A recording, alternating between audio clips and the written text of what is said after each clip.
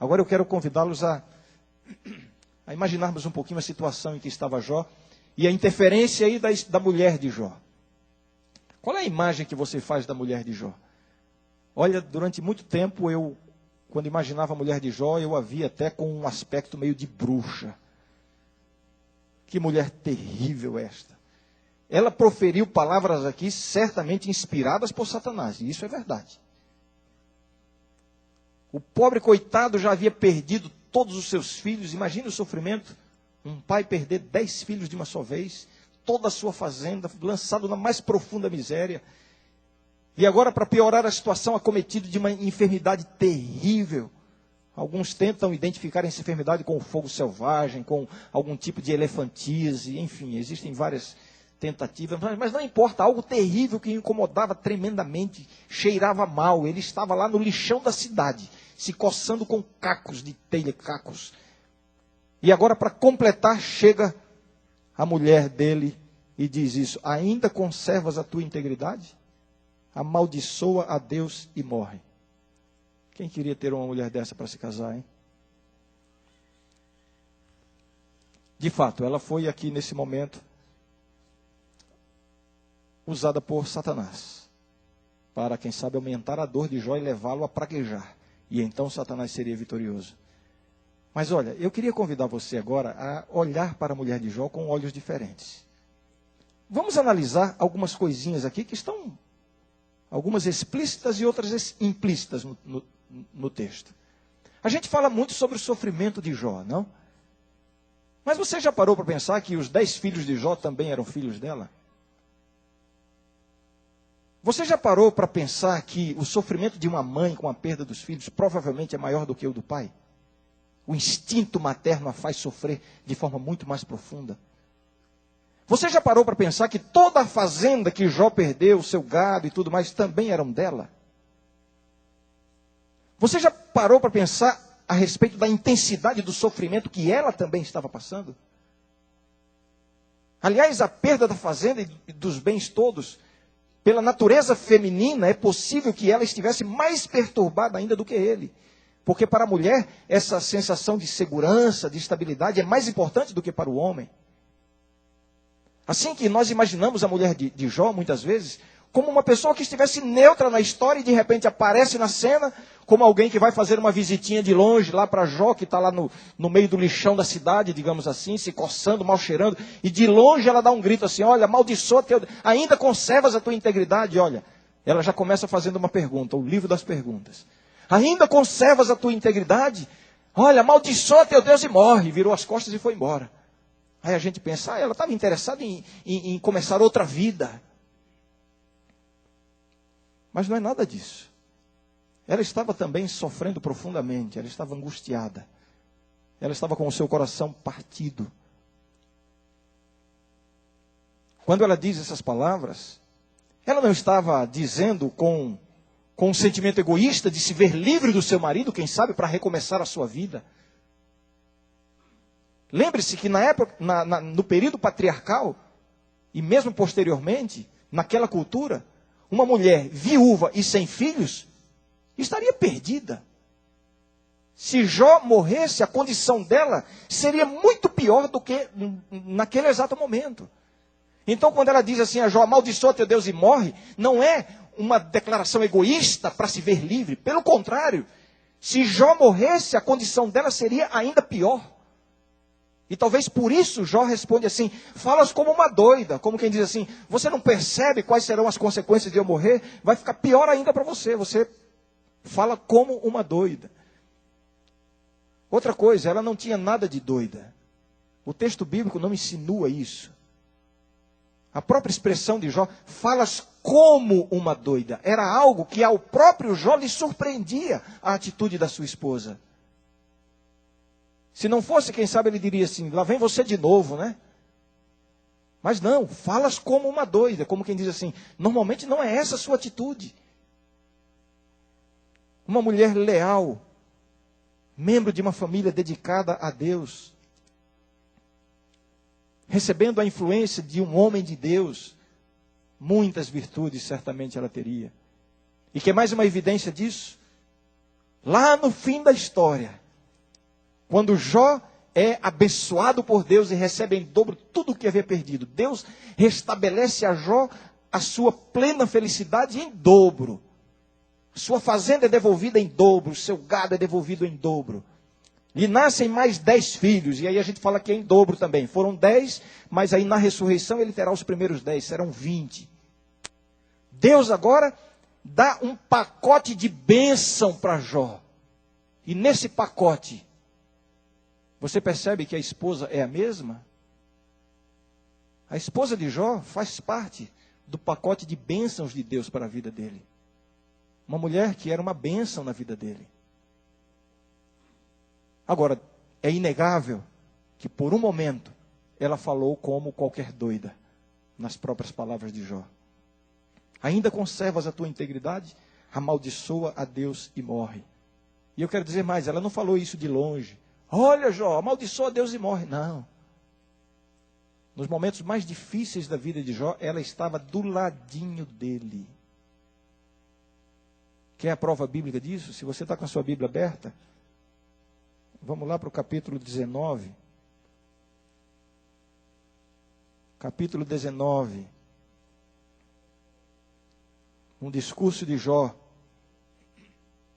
Capítulo 19, verso 17. Jó diz assim: o meu hálito é intolerável à minha mulher. Ora, se o hálito dele a incomodava, isso significa que ela estava bem pertinho dele. O que acham vocês? Sim ou não? Não é aquela mulher que o abandonou na hora difícil, que o deixou sofrendo sozinho. Não. E eu quero agora fazer aqui talvez uma especulação, mas me permitam considerar esta possibilidade. Quando ela diz assim, ainda conservas a tua integridade? Amaldiçoa a Deus e morre. Ela não estava praguejando contra Jó? Não. Ela está tentando encontrar uma solução para o sofrimento de Jó.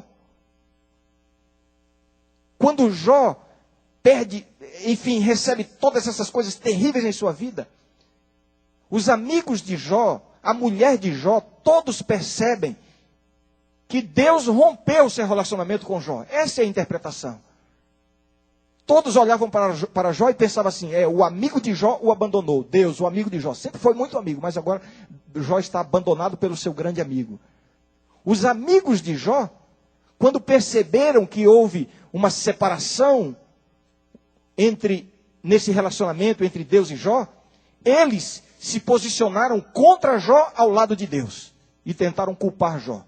Olha, o teu amigo te abandonou porque você é pecador. Em síntese, essa foi a interpretação dos amigos de Jó. A mulher de Jó viu a mesma situação. Ela percebeu que Deus havia rompido com Jó. Mas só que ela tomou o partido dele e não de Deus. Os amigos duvidavam da integridade de Jó e insinuaram que ele era pecador, por isso estava sendo amaldiçoado. Mas ela convivia com ele e ela sabia que ele não era pecador. Ela sabia que ele continuava íntegro diante de Deus.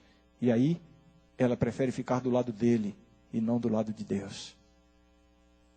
E quando ela vê o sofrimento de Jó, a pressão psicológica, a angústia mental, o sofrimento físico, aparentemente algo incurável, qual é a solução para amenizar o sofrimento de uma pessoa assim? Qual é? A morte. Quando ela pensa na morte de Jó, não é querendo se livrar dele, porque livrar-se dele pioraria a sua própria condição. Ela está pensando nele. E quando ela diz amaldiçoa a Deus, repito, me permitam pensar nessa possibilidade de interpretar dessa forma. Quando ela diz amaldiçoa a Deus, vejam, o conceito da época era que se alguém amaldiçoasse a Deus, seria fulminado na hora. Então ela pensa assim, olha, já que não tem jeito para resolver o teu problema, então amaldiçoa a Deus e aí tu vai ser fulminado e aí cessou o teu problema. Na verdade, é possível que ela estivesse apresentando uma solução para amenizar o problema de Jó ou o sofrimento de Jó. Bem, eu acho que de hoje em diante a gente vai começar a olhar a mulher de Jó com olhos diferentes. Sim ou não? Agora, O que significam, ou o que está implícito nessas duas declarações? Uma em forma de pergunta e depois outra de forma afirmativa, imperativa. A primeira delas, ainda conservas a tua integridade? E em seguida, amaldiçoa a Deus e morre. Quando ela diz assim, ainda conservas a tua integridade, implicitamente, ela está dizendo assim, Jó, não vale a pena continuar sendo íntegro. Não é isso que claramente se vê aqui? Você continua do lado de Deus? Olha para a tua vida como é que está, olha para a sua vida como é que está. Você perdeu tudo? Você está aí sofrendo desse jeito? Que vantagem tem em continuar sendo íntegro aos olhos de Deus? Ainda conservas a tua integridade? Não vale a pena continuar sendo íntegro e fiel a Deus. E quando ela diz assim, amaldiçoa a Deus e morre, ela está tentando apresentar a Jó uma alternativa, uma solução alternativa. É como se ela estivesse dizendo assim, olha, Deus não se importa mais com você. Você está tão preocupado com Ele, conservando a sua integridade, Ele já não se importa mais com você. Não espere dele nenhuma solução mais. Você não está percebendo que Deus não vai ter nenhuma solução para você. Então, arrume a sua própria solução. E eu vou dar uma sugestão, a melhor delas é morrer. E um caminho para morrer é amaldiçoar a Deus. Você vai morrer. Ainda conservas a tua integridade? Em outras palavras, não vale a pena. Porque Deus não se importa mais com você. Amaldiçoa Deus e morre. Em outras palavras, não fique esperando soluções de Deus. Procure a sua própria solução. Dê um jeito de resolver a sua situação imediata. Essas palavras proferidas pela mulher de Jó, creio que foram inspiradas por Satanás. E ele calculou muito bem essas palavras. Não foram palavras assim improvisadas. O diabo calculou muito bem os efeitos dessas palavras na vida de Jó. E ele continua usando essas mesmas palavras na vida de cada um de nós. Há uma vozinha que nos persegue. Uma voz que sussurra ao nosso ouvido com muita frequência. Ainda conservas a tua integridade? Amaldiçoa Deus e morre. Em outras palavras, não vale a pena continuar sendo fiel a Deus. Porque Deus já não se importa com você. Olha para a sua situação. Eu tenho conversado com vários estudantes aqui que pedem oração, que estão vivendo num momento difícil, dificuldade de pagar a escola, não sabem onde vão ficar, não sabem o que será da vida. Eu tenho certeza que nessas horas o diabo sopra assim, ainda conservas a tua integridade? Olha a condição que você está. Olha a humilhação que você está passando. Deus não se importa com você. Então pare de se importar com Ele. Esta insinuação é terrível para qualquer um de nós. O pensamento de que Deus parou de se importar realmente conosco. Porque faz parte da nossa natureza sabermos que há pessoas que se importam conosco. Nós temos essa necessidade humana, natural, instintiva. Por que é que nós fazemos festas de casamento, de aniversário, de tantas coisas? No fundo, é para criar uma situação para percebermos como as pessoas se importam conosco. E quando você vai comemorar o seu aniversário e convida aquele seu amigo, aquela sua amiga que você tanto ama e ele não vem, ou ela não vem, você fica tão magoado, né? Como é triste quando alguém que você ama, a quem você ama, parece não se importar com você. Daí, o efeito terrível destas palavras que são sopradas aqui no nosso ouvido com tanta frequência. Ainda conservas a tua integridade. Ou seja, não vale a pena, Deus não se importa mais com você. Olha o jeito que você está vivendo. Onde estão as bênçãos que você tanto precisa? Você tem sido tão leal a Deus e olha aí como é que está a sua vida. Não vale a pena. Deus não se importa mais com você. Então, pare de se importar com Ele. Amaldiçoa teu Deus e morre. Ou seja, pare de esperar soluções de Deus. Porque Ele não se importa com você. E se Ele não se importa com você, busque resolver as coisas do seu próprio jeito. É isso que significa. Ainda conservas a tua integridade? Amaldiçoa a Deus e morre. Quando você está enfrentando uma crise no casamento, então, existe o jeito de Deus para resolver as coisas. E existe o jeito humano. O jeito de Deus, estabelecido pela palavra de Deus, até que a morte os separe. O plano de Deus para o casamento é até que a morte os separe. Não existe crise, não existe problemas, dificuldades que justifiquem fugir do plano de Deus. Mas aí vem o sussurro em nosso ouvido. Ainda conservas a tua integridade? Olha como é que está a tua vida. Você tem sido íntegro, você é uma cristã, você vai à igreja, você ora pelo seu esposo, mas nada acontece, ele não muda. Você é um líder na igreja e você ora tanto pela sua esposa para restabelecer a comunhão e tal, mas nada acontece. Então, isso significa que Deus não está se importando com você. Então, esqueça as coisas de Deus e o plano de Deus. Resolva do seu jeito agora. Amaldiçoa teu Deus e morra. Resolva do seu jeito. E aí vem os planos humanos, as soluções humanas. Separação, divórcio, etc. Nunca haverá uma solução humana que seja superior ao plano de Deus. Não se iluda. O plano de Deus para a nossa vida material, por exemplo. Com o suor do teu rosto comerás o teu pão. Prosperidade material dentro do plano de Deus. O jeito de Deus para a nossa vida material é o trabalho honesto, fidelidade para com Deus, generosidade para com os pobres. Tudo isso faz parte do plano de Deus para a nossa vida material. Aí você é tão leal a Deus, você é honesto, você faz tudo direitinho, você contribui com a igreja, mas as coisas estão indo tão mal. Tantos prejuízos, a falência e conta para pagar. E onde estão as bênçãos? Você é tão fiel a Deus, fiel dizimista, colabora com tudo, participa das coisas da igreja.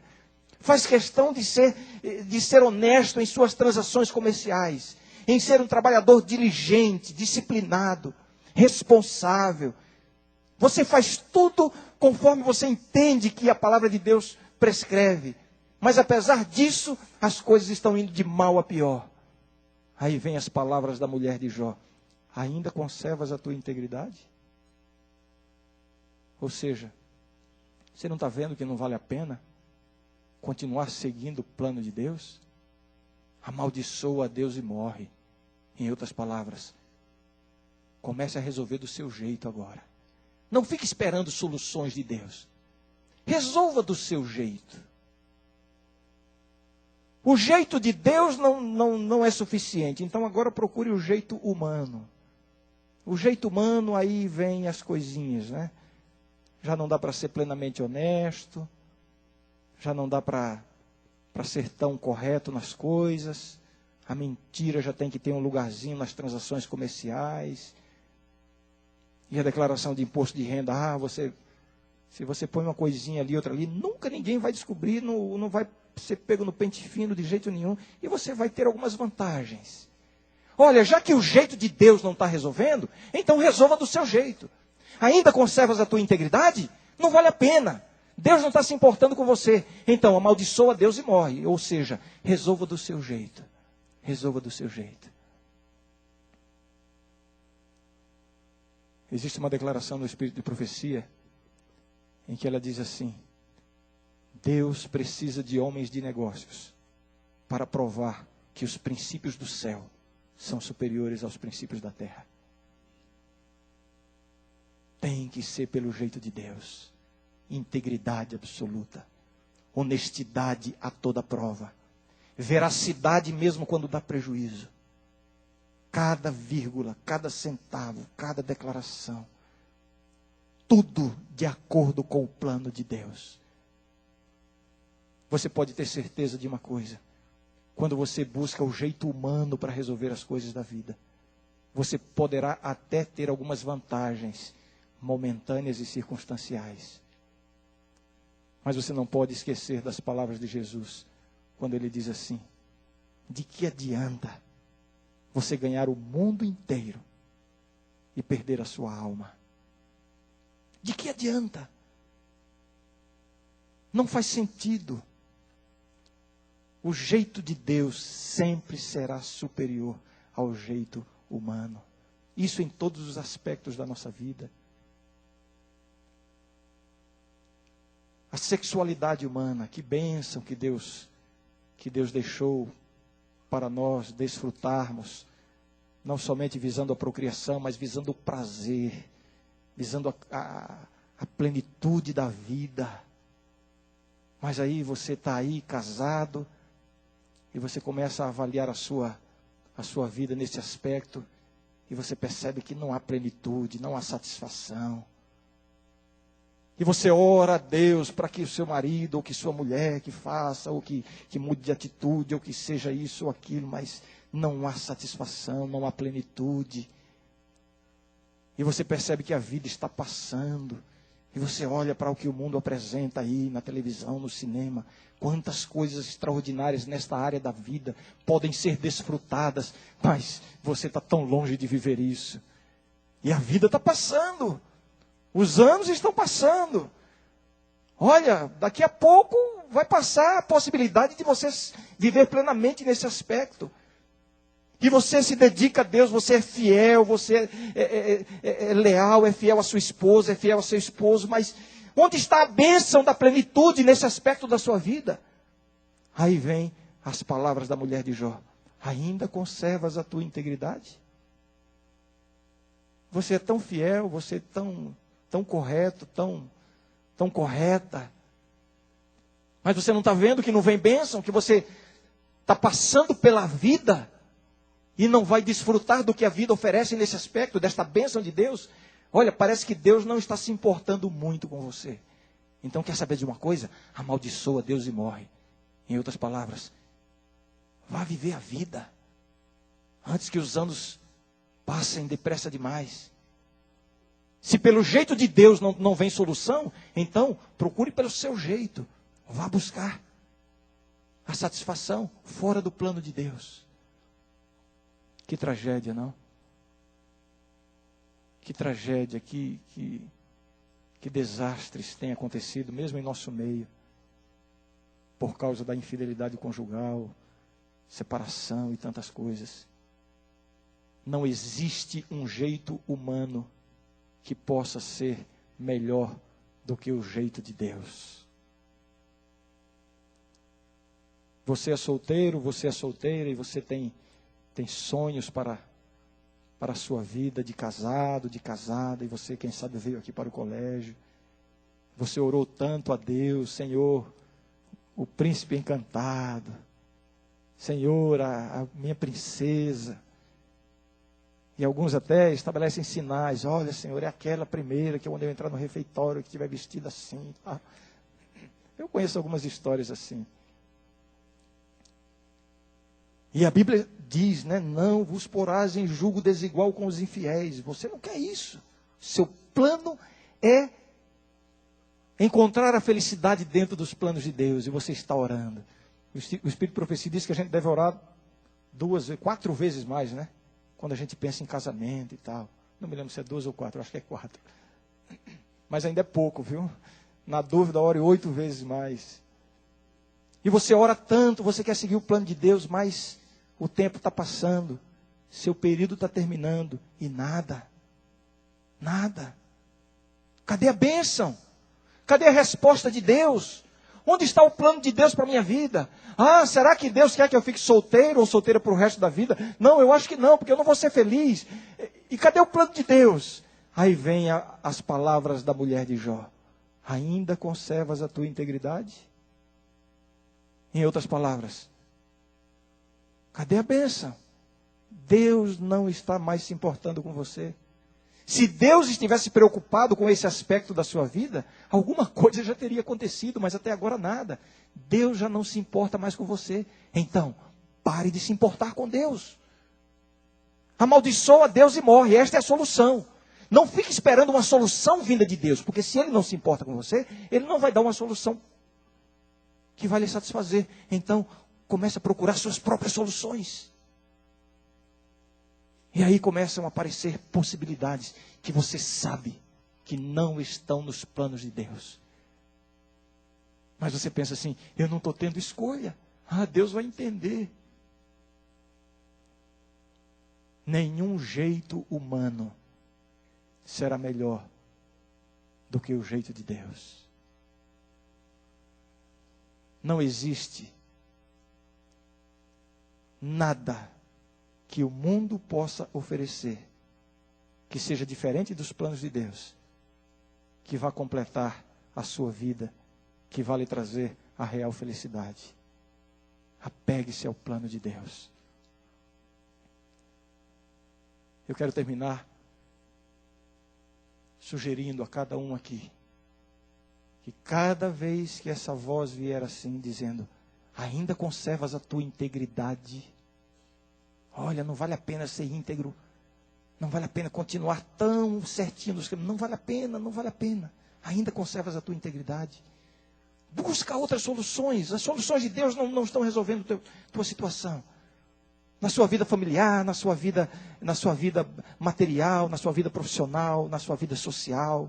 Não, os planos de Deus não estão se complementando na sua existência. Deus não está se importando tanto com você. Não vale a pena continuar sendo tão íntegro. Comece a buscar soluções. Comece a dar um jeito na sua própria vida. Olha, quando essa voz falar ao seu ouvido, responda em seu coração, como Jó. Falas como qualquer doida. É loucura. Qualquer caminho que não seja estritamente o caminho de Deus é loucura. Será que você pode entender isso? Qualquer possibilidade que fuja em 1 milímetro que seja do caminho prescrito por Deus, você pode ter a certeza, o fim deste caminho, será sofrimento, será dor. Você pode não compreender isso, neste momento. Mas se convença disso pela palavra de Deus, de que a nossa única segurança consiste em andarmos estritamente nos caminhos de Deus. E agora eu quero fazer o convite para a nossa oração final. Eu quero convidar para vir aqui à frente aquela pessoa que tem sido tentada a dar um jeito na sua própria vida, contrariando os caminhos de Deus ou a orientação de Deus. Você sabe que essa decisão que você está tomando não corresponde estritamente à vontade de Deus. Você sabe que esse projeto que você está seguindo não tem a completa aprovação de Deus. Você sabe lá no fundo que essa escolha que você está fazendo não tem a direção plena de Deus sobre ela. E nesta noite você gostaria de dizer assim: Senhor, eu quero andar nos teus caminhos. Da história de Jó até hoje se passou muito tempo, muitos anos, muitos séculos se passaram. As coisas mudaram, as circunstâncias mudaram, mas as necessidades e as lutas humanas continuam as mesmas. Agora sabe o que é melhor de tudo? É que Deus também continua o mesmo. Deus ainda é o mesmo. E Ele quer corrigir os seus passos a qualquer momento. Ele quer endireitar as suas veredas. Ele quer lhe dar discernimento para você tomar as decisões certas, fazer as escolhas certas, segundo a vontade dEle. Mesmo que você esteja caminhando em caminhos erradios, Deus está de braços abertos para receber você de volta. Ele só está dizendo assim: filho, volta para mim. Eu ainda sou o mesmo e posso mudar a sua vida. Nunca é tarde demais.